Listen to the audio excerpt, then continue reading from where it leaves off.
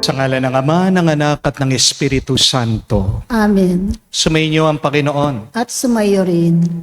Mga kapatid, sa araw na ito, inaalala natin ang pagtataksil ni Judas sa ating Panginoong Hesukristo. Pero ang kwento ni Judas ay kwento nating lahat. Madalas, hindi rin tayo totoo sa Diyos. Madalas, pinagpapalit din natin ang Panginoon sa mga mura at walang kakwenta-kwentang bagay. Madalas pinagpapalit natin ang buhay magpasawalang hanggan para sa mga panandaliang tuwa at saya natin dito sa mundo. Mga kapatid, hilingin natin muli ang awa at pagpapatawad ng Diyos para tayo'y makitang karapat-dapat muli makatanggap ng banal na misteryo, magpapalakas sa atin para tayo ay maging mas tapat sa pagsunod sa Kanya. Inaamin ko Sa makapangyarihang Diyos at sa inyo mga kapatid, na lubha akong nagkasala sa isip, sa salita, sa gawa at sa aking pagkukulang. Kaya isinasamo ko sa mahal na Birheng Maria, sa lahat ng mga anghel at mga banal, at sa inyo mga kapatid, na ako'y panalangin sa Panginoong ating Diyos. kaawaan tayo ng makapangyarihang Diyos, patawarin tayo sa ating mga kasalanan, at patnubayan tayo sa buhay na walang hanggan. Amen. Panginoon, kaawaan mo kami. Panginoon, kaawaan mo kami. Kristo, kaawaan mo kami. Kristo, kaawaan mo kami. Panginoon, kaawaan mo kami. Panginoon, kaawaan mo kami. Manalangin tayo. Ama namin makapangyarihan, niloob mo ang iyong anak ay mabayubay sa krus para sa aming lahat, upang ang paniniil ng kalaban ay kanyang mabigyang wakas.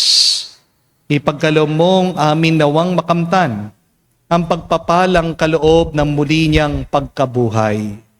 Bilang tagapamagitan kasama ng Espiritu Santo, magpa sa walang hanggan. Amen.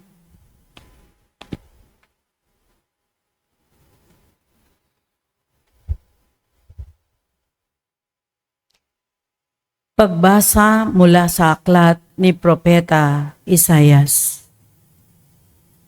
Ang makapangyarihang Panginoon ang nagturo sa akin ng sasabihin ko para tulungan ang mahihina. Tuwing umagay nananabik akong malaman kung ano ang ituturo niya sa akin. Binigyan niya ako ng pangunawa. Hindi ako naghimagsik ni tumalikod sa Kanya. Hindi ako tumutol nang bugbugin nila ako. Hindi ako kumibo nang ako'y kanilang insultuhin. Pinabayaan ko silang bunutin ang buhok ko't balbas. Gayon din nang lurhan nila ako sa mukha. Ang mga pagdustang ginawa nila'y di ko pinapansin, pagkat ang makapangyarihang Panginoon ang tumutulong sa akin. Handa akong magtiis pagkat aking batid na ang sarili ko'y di mapapahiya. Ang Diyos ay malapit at Siya ang magpapatunay na wala akong sala. May mga ngahas bang maghabla sa akin? Magharap kami sa hukuman at ilahad ang kanyang bintang. ang Panginoon mismo ang magtatanggol sa akin. Ang salita ng Diyos. Salamat sa Diyos. Poon ako'y iyong dinggin sa panahong iyong ibigin. Poon ako'y dinggin sa panahong iyong ibigin. Dahilan sa iyo ako'y inaglahi, napahiyang lubos sa pagkaunsiyami. Sa mga kapatid parang ako'y iba, kasambahay ko na'y di ako kilala. Ang pagmamahal ko sa banal mong templo, matinding matindi sa kalooban ko, sa akin bumagsak paghamak sa iyo. Poon ako'y iyong dinggin sa panahong iyong ibigin. Kaya naman ako'y wala nang magawa. Ang inaasahan kong habag ay nawala. Ni walang umaliw sa buhay kong aba. Sa halip na pagkain na ako'y magutom. Ang dulot sa aki mabagsik na lason. Suka at di tubig ang ipinainom. Poon ako'y iyong dinggin sa panahong iyong ibigin. Pupurihin ang Diyos aking aawitan. Dadakilain ko't pasasalamatan. Kung makita ito niyong mga dukha, sila ay sasamba sa laki ng tuwa. Dinirinig ng Diyos ang may kailangan. Lingkod na bilanggoy, di nalilimutan. Poon ako'y iyong dinggin sa panahong iyong ibigin.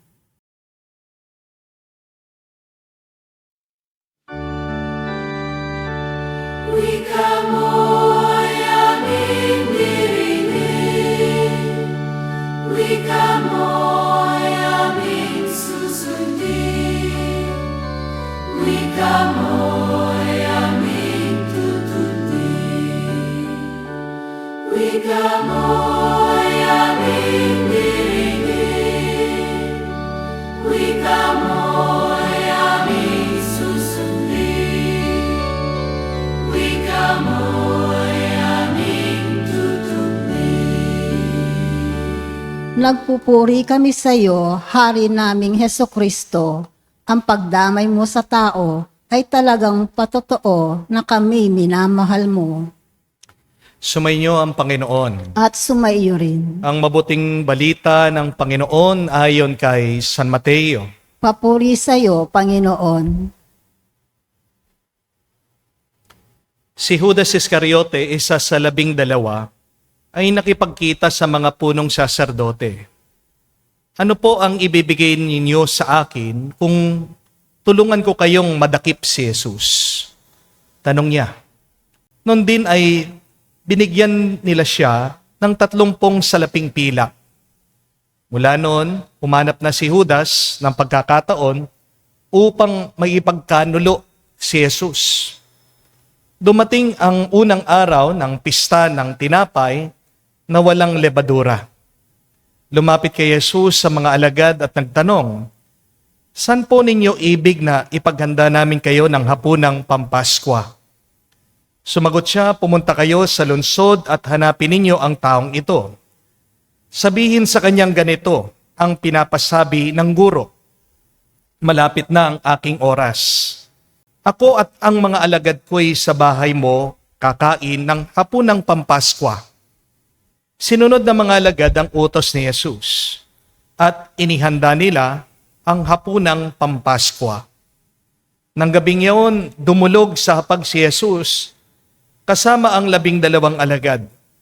Samantalang sila'y kumakain, nangusap si Jesus, "Isa sa inyo ang magkakanulo sa akin."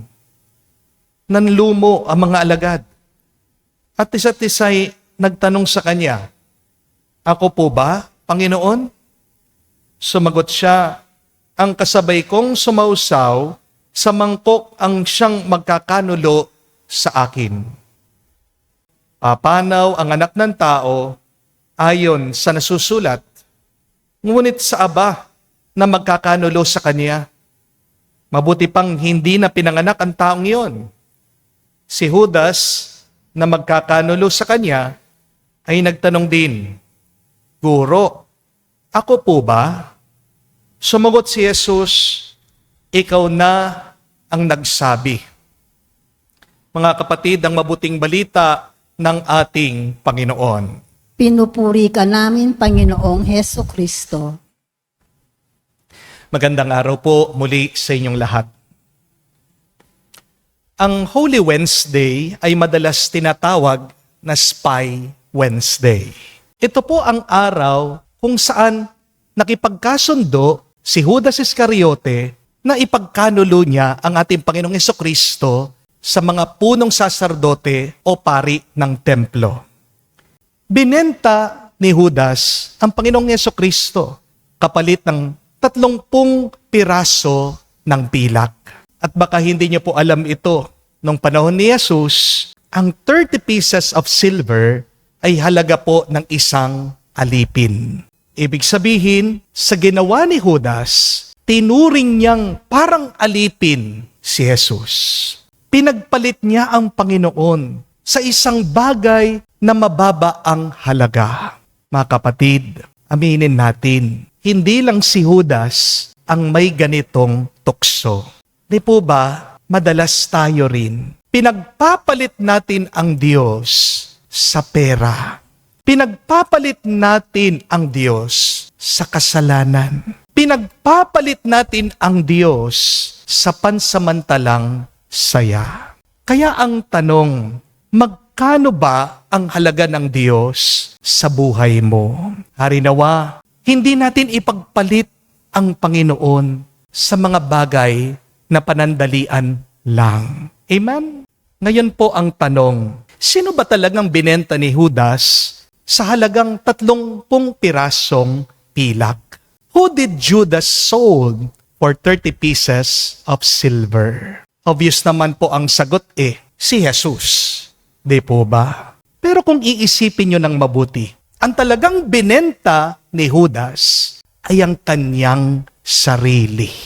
Judas sold himself for 30 pieces of silver. Pero, ang kamangha-mangha po dito, kahit na binenta niya ang Panginoon sa halagang 30 pieces of silver, hindi nagbago ang ating Panginoong Hesukristo. Hindi nagbago ang puso ni Jesus. Hindi nagbago ang kanyang pagmamahal. Hindi nagbago ang kanyang pagka-Diyos at pagkatao. Basahin niyo man po ang buong Ebanghelyo. Kahit na anong masamang ginawa nila sa ating Panginoong Hesukristo, hindi niya binago ang kanyang ugali, ang kanyang pananaw. Kahit na pinagtaksilan siya, hindi nagtanim si Jesus ng galit. Amen? Kahit na pinagkanulo siya, hindi gumanti si Jesus. Kahit na iniwan siya ng kanyang mga alagad, nanatiling tapat pa rin si Jesus sa Diyos Ama. Kahit na pinagsasampal siya ng mga sundalo, hindi nanakit si Jesus. Kahit na dinuraan siya, pinahiya siya, hindi nang hamak ang ating Panginoon. Kahit na pinagtawanan siya ng napakaraming tao nung siya'y nakabayubay, nakapako sa krus, hindi nagreklamo ang ating Panginoong Hesukristo. At kahit na siya'y nahirapan, nakapako doon sa krus sa Kalbaryo, anong ginawa ng ating Panginoon? Patuloy pa rin siyang nagmahal, nagdasal, at nagpatawad. Ano ang unang salita niya habang siya'y nakapako sa krus? Father, forgive them, for they do not know what they are doing. Mga kapatid, ito rin po sana ang mangyari sa atin. Hindi dapat magbago ang puso mo, ang pag-uugali mo, dahil lang sa masama na ginagawa ng iba sa'yo. Hayaan mo yung masama na ginagawa ng iba. Hindi ka dapat gumaya sa kasamaan nila. Di po ba? Remember, what people do to you says nothing about you. Tandaan niyo po yan. Ano man ang ginagawang masama ng iba sa'yo, yan may sinasabi yan tungkol sa kanila kesa sa'yo. Kaya kung ikaw man ay inonse, sinaktan, inabuso, hindi ibig sabihin masama kang tao. Silang masama. Hindi po ba? Kahit na ikaw ay pinagtaksilan, hindi ibig sabihin wala kang kwenta, na wala kang halaga. Kung niloko ka man, hindi ibig sabihin na uto-uto ka. Wag mong bubugbugin, wag mong papahirapan ang iyong sarili. May nag-message po sa akin, sabi niya, Father, pagpasensya niyo na po ako kung ako man po ay nakikipagrelasyon sa mga same-sex sa kamukha kong kasarian. Kasi ilang beses na po akong niloko, sinaktan ng ibang lalaki. Wala na po akong tiwala sa mga lalaki. Hindi ko po masisisi ito pong babae. Kahit sino naman po na makagat ng aso, di po ba? Pag nakakita ng aso sa daan, iiwas na. Hindi po ba? Pero, ibig ba sabihin, kapag kinagat ka ng isang aso, lahat ng aso masama na? Hindi po. Hindi po ba? Kaya nga dapat gayahin natin ang attitude ng ating Panginoon. Nasaktan siya? Oo. Nahirapan siya? Oo. Pinagtaksilan siya? Oo. Pero hindi nagbago ang kanyang kabutihan, ang kanyang pagmamahal. Amen? Sinong nakasakit sa Diyos? Di ba? Mga tao. Pero ito yung tanong, bakit kahit na sinaktan siya ng mga tao, nung muli siyang nabuhay, sinong minahal niya? Mga tao pa rin. Hindi po ba? My dear friends, be like Christ, unchanging in your love. Because you have a soul that is unchanging. You have a spirit coming from the spirit of love. Tandaan niyo po, ano man ang ginawa ng iba sa iyo, pinapakita lang nila kung sino sila talaga. Pero ang tanong, ipapakita mo ba kung sino ka talaga? Kung papasok ka lang sa pinakapuso ng iyong puso, anong matutuklasan mo diyan? Makikita mo kung sino ka talaga. Ikaw ay anak ng Diyos. Ikaw ay mahal ng Panginoon.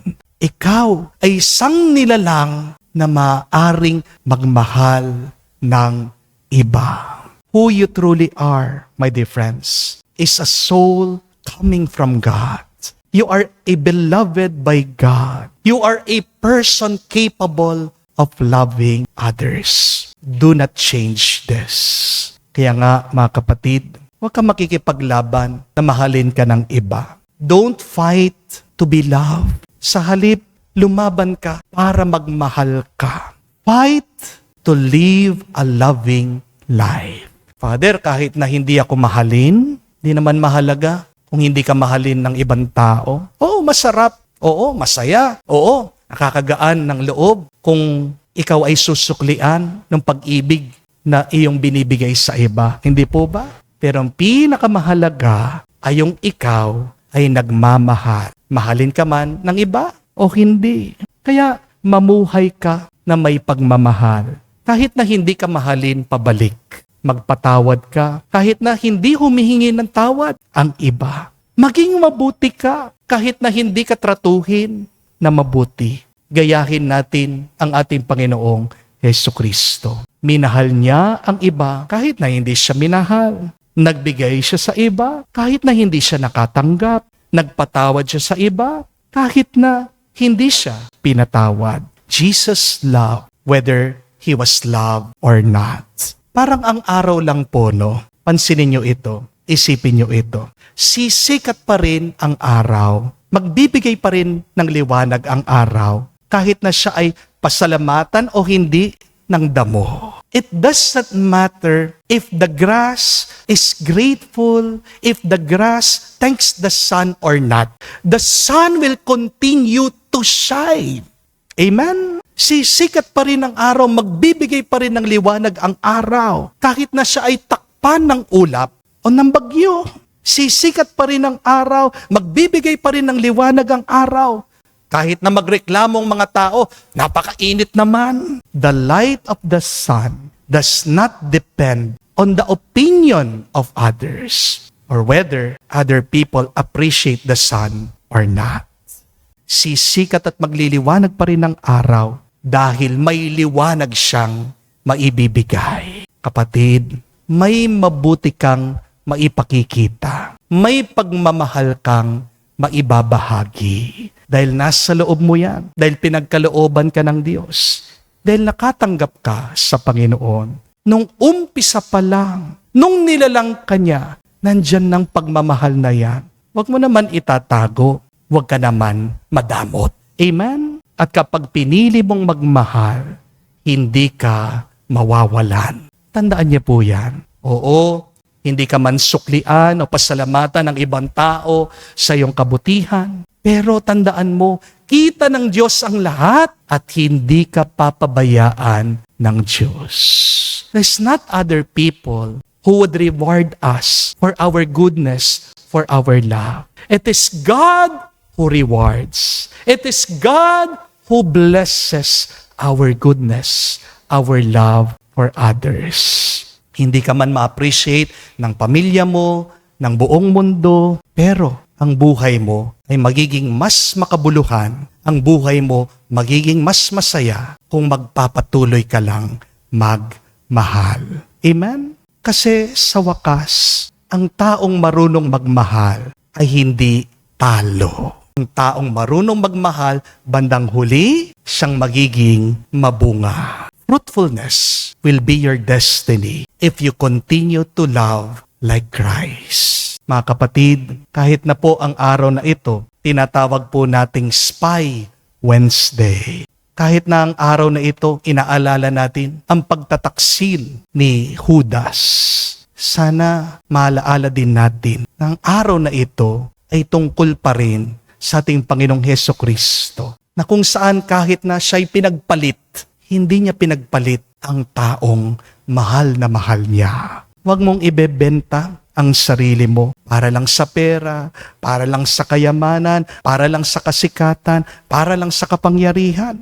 Kasi mga bagay na yan, mawawala. Ang mga bagay na yan, iiwan mo. Ang mga bagay na yan, makakalimutan din pagdating ng araw. Pag wala ka na dito sa mundo, meron pang mas mahalaga kesa sa pera, kesa sa kayamanan, kesa sa kapangyarihan, kesa sa kasikatan. Amen?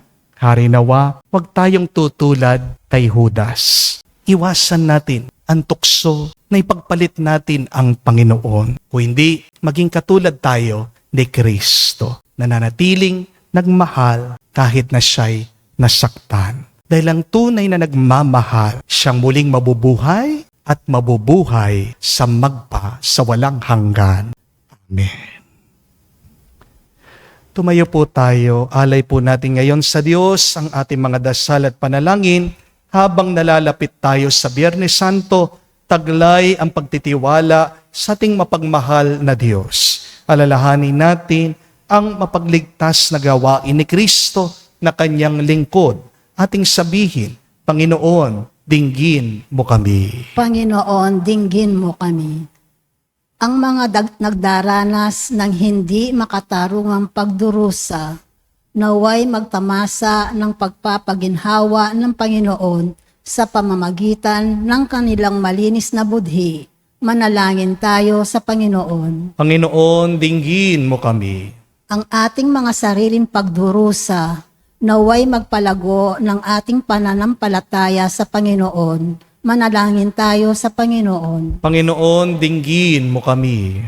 Ang mga kasama natin na nagpapaliban ng kanilang pangungumpisal, bunga ng pagmamalaki, takot o katamaran, naway maging bukas ang isip sa pangangailangan sa kapatawaran ng Diyos. Manalangin tayo sa Panginoon. Panginoon, dinggin mo kami. Sa katahimikan po ng ating puso, banggitin natin, sabihin natin sa Diyos ang ating mga personal na pangangailangan. Panginoong Diyos, binibigay mo sa amin ang halimbawa ng iyong anak upang ipakita sa amin kung paano mabuhay at mamatay. Nawa ang pagkalooban mo kami ng pananampalataya, kailangan namin upang makasunod sa Kanya. Hinihiling namin ito sa pamagitan ni Kristo, aming Panginoon. Amen.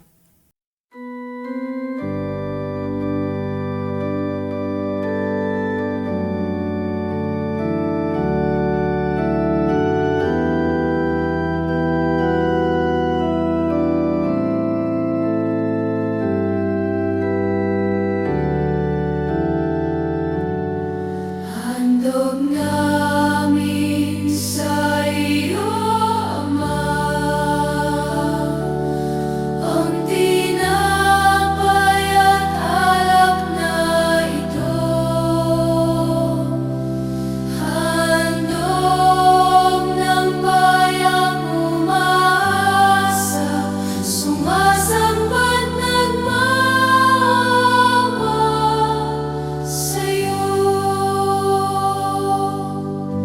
Nawa'y dalhin ng iyong anghel ang aming panalangin sa iyong dambana, katulad ng halimuyak ng insenso, umakyat sa kalangitan.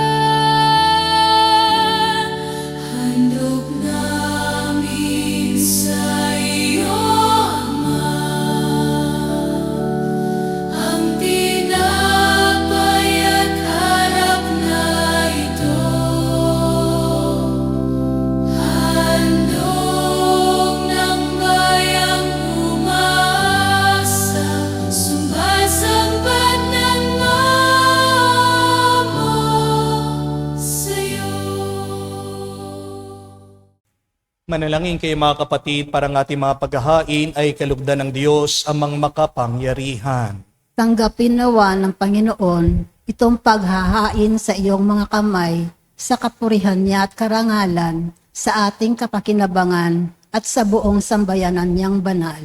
Ama naming lumikha, tanggapin mo ang aming mga paghahain at gawin mong ang pagganap namin sa pagkakasalukuyan sa pagpapakasakit ng iyong anak ay magdulot sa amin ng katapangang wagas sa pamagitan niya kasama ng Espiritu Santo magpasawalang hanggan. Amen. Sumainyo ang Panginoon. At sumaiyo rin, Itaas sa Diyos sa inyong mga puso at diwa. itinaas na namin sa Panginoon. Pasalamatan natin ang Panginoong ating Diyos. Marapat na siya ay pasalamatan. Ama naming makapangyarihan, tunay nga marapat ikaw ang aming pasalamatan sa pamagitan ni Jesucristo na aming Panginoon. Sa pagpapakasakit ng giliw mong anak, ang sangkatauhan minarapat mong magpahayag ng iyong dakilang pag-ibig sa lahat na pawang nais mong tubusin ng Mesiyas.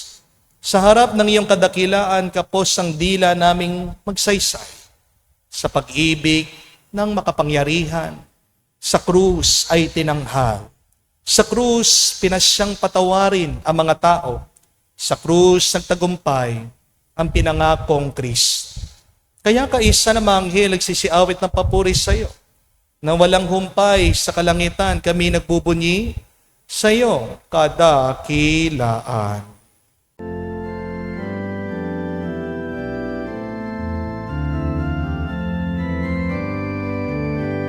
Santo, Santo, Santo, Panginoon Diyos ng mga hukbo, napupuno ang langit at lupa ng kadakilaan mo.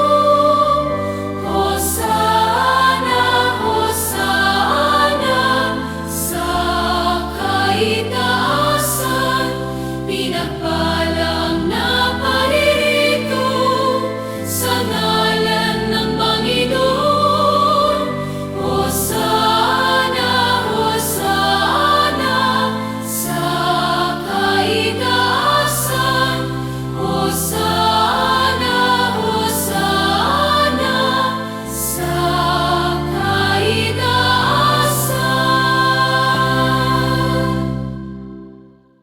Ama naming banal, ikaw ang bukalan tanang kabanalan.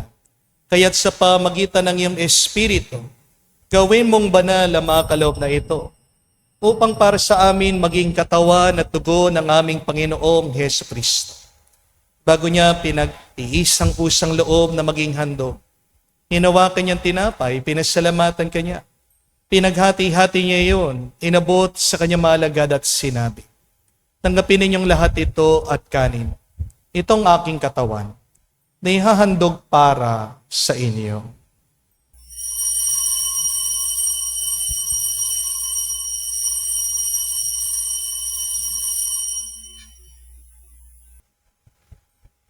Gayon din naman na matapos ang hapunan, hinawakan niyang kalis.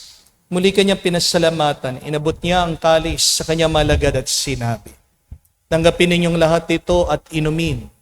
Ito ang kalis ng aking dugo, ng bago at walang hanggang tipan. Ang aking dugo na ibubuhos para sa inyo at para sa lahat. Sa ipagpapatawad ng mga kasalanan, gawin ninyo ito sa pag-alaala sa akin."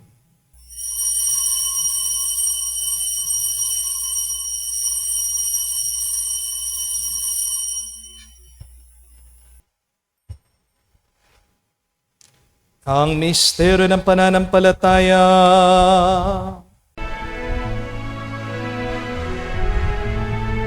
Sa krus mo at pagkabuhay, kami natubos mong tunay.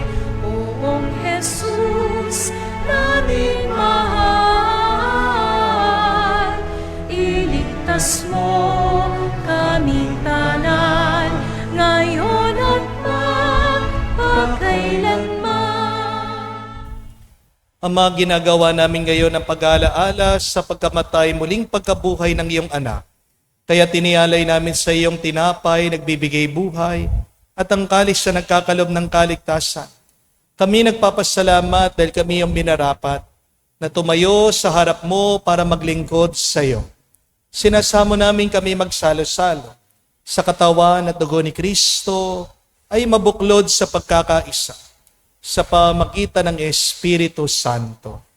Amalingapin mong iyong simbahan, laganap sa buong daigdig. Puspusin mo kami sa pag-ibig. Kaisa ni Leon ang aming Santo Papa, Florentino aming Arsobispo at ang Tanang Kaparian. Alalahanin mo rin ang aming mga kapatid na nahimlay may pag-asang sila'y muling mabubuhay. Gayon din naman lahat ng mga pumanaw. Kawan mo't sila at patuloyin sa iyong kaliwanagan. Kawan mo't pagindapatin kaming lahat, makasalo sa iyong buhay na walang wakas. Isa na mahal na Birhen Maria, Ina ng Diyos. Isa ni San Jose, ang kanyang maluwalhating esposo. Kaisa ng mga apostol at lahat ng mga banal na namuhay dito sa daigdig na kalugod-lugod sa iyo.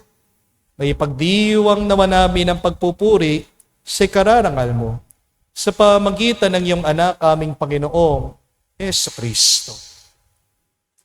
Sa pamamagitan ni Kristo, kasama niya at sa Kanya, lahat ng parangal at papuri ay sa iyo, Diyos Ama, makapangyarihan, kasama ng Espiritu Santo, magpasawalang hanggan.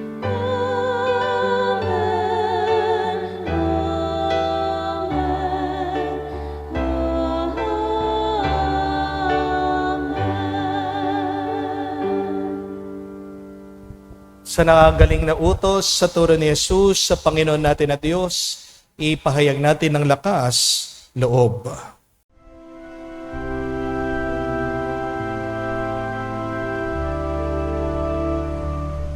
Ama namin, sumasalangit ka, sambahin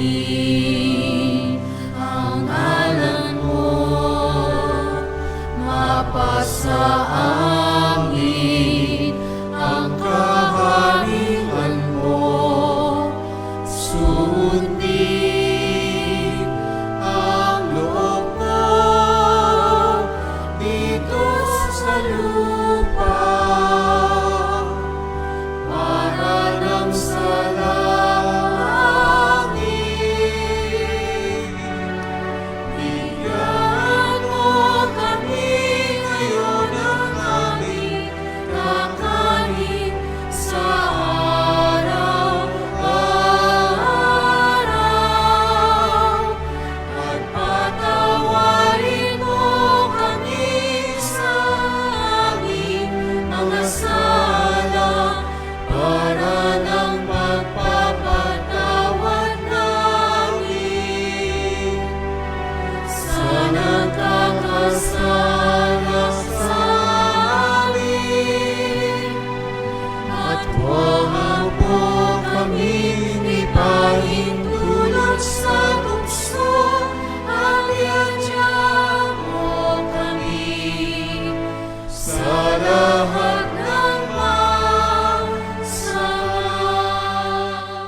Hinihiling namin kami adya sa lahat ng masama, pagkalooban ng kapayapaan araw-araw, ligtas sa kasalanan, at ilayo sa lahat ng kapahamakan.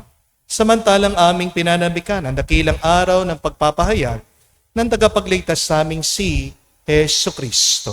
Sapagkat iyo ang kaharian at ang kapangyarihan at ang kapurihan magpakailanman. Amen. Panginoong Jesucristo, sinabi mo sa mga apostol, kapayapaan ang iniiwan ko sa inyo, ang aking kapayapaan binibigay ko sa inyo. Tungayan mo ang aming pananampalataya at huwag ang aming pagkakasala. Pagkalooban mo kami ng kapayapaan at pagkakaisa ayon sa iyong kalooban. Kasama ng Espiritu Santo, magpa sa walang hanggan. Amen. Kapayapaan ng Panginoon ay laging sumainyo. At sumaiyo rin. Bigayan po tayo ng kapayapaan sa bawat isa. Isuyo po, kapayapaan po sa inyong lahat.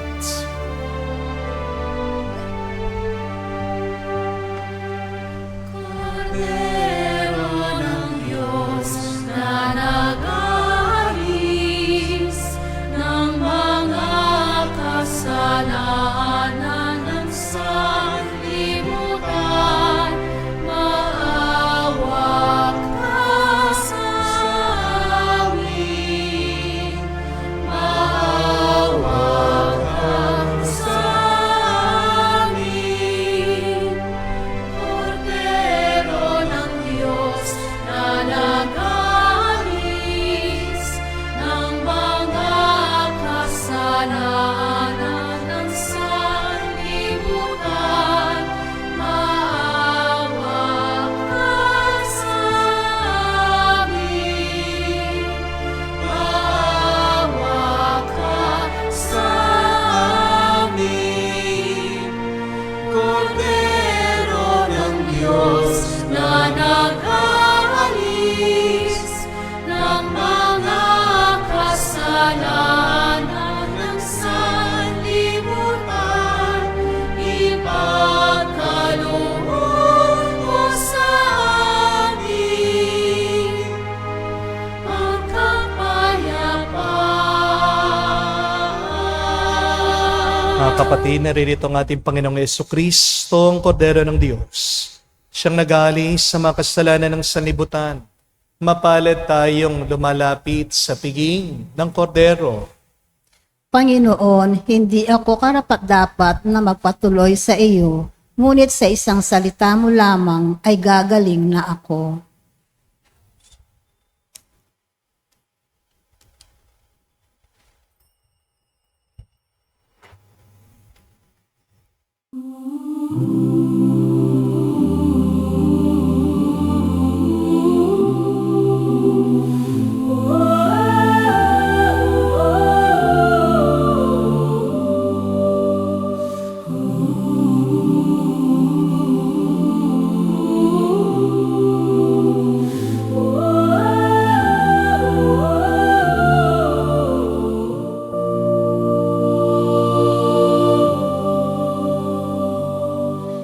Tanging hiling ko sa'yo, Panginoon, tinig mo marinig ko ngayon sa buhay ko.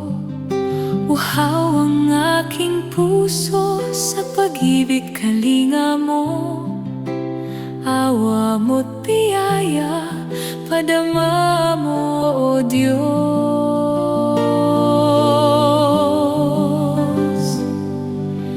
Tanging hiling ko sa'yo, Panginoon, mukha mo ay makita ko sa likha mong mundo.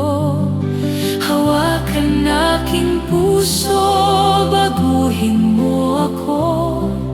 Sabihin mong kagustuhan mo maging gabay ng buhay ko. Hanap-hanap ka sa mga ulap at tala, di ko malay nandito, buhay pala ang Diyos. Akita mo ang lakas mo, Panginoon, sa nilikha mong mundo at sa taong mahal mo.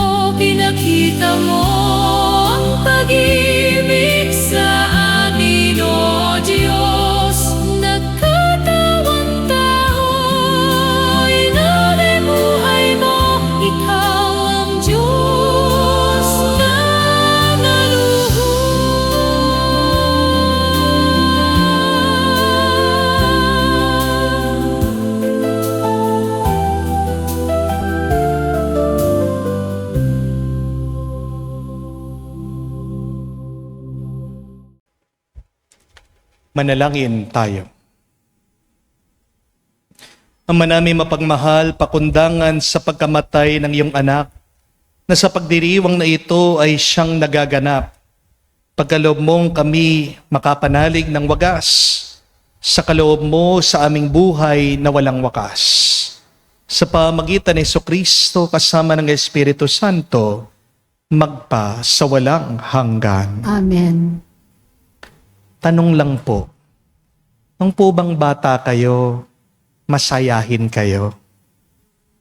Yes or no? Yes. I assume. Nung po bang bata kayo, palagi kayong umingiti, palagi kayong tumatawa kapag nakikipaglaro kayo sa mga kalaro nyo? Yes or no? Yes.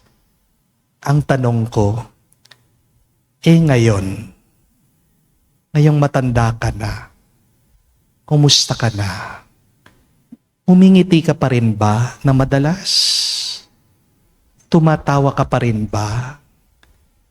Masayahin ka ba? Aminin niyo, yung totoo. Hindi. Di po ba? Bakit? Maraming dahilan.